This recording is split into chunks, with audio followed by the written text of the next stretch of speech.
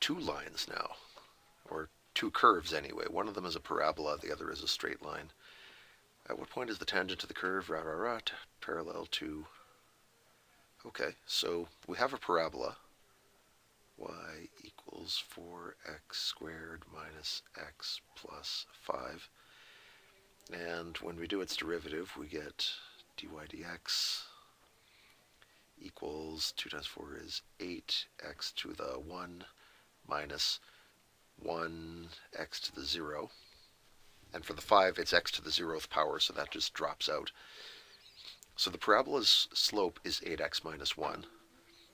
The line's slope, well, the form they gave it to us in is a little bit of a mess. 7x minus, 7x minus y equals 20. I'm going to take the y over there and the 20 over here and get y equals 7x minus 20. That's a little better. Now if we do its derivative, we get 7, full stop, right? This is x to the 1.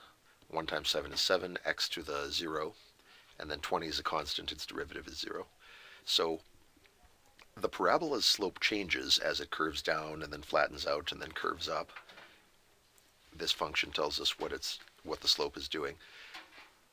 The other curve was a straight line with a slope of 7. We could have seen that right here. And the derivative tells us, yeah, the same thing. The slope is 7 always. And they ask, when are these two curves parallel? Meaning, when do their slopes match? Well, that would mean when is 8x minus 1, 1. Getting ahead of myself. When is 8x minus 1 the same as 7? That would mean 8x equals 8, which would mean x equals 1. At x equals 1,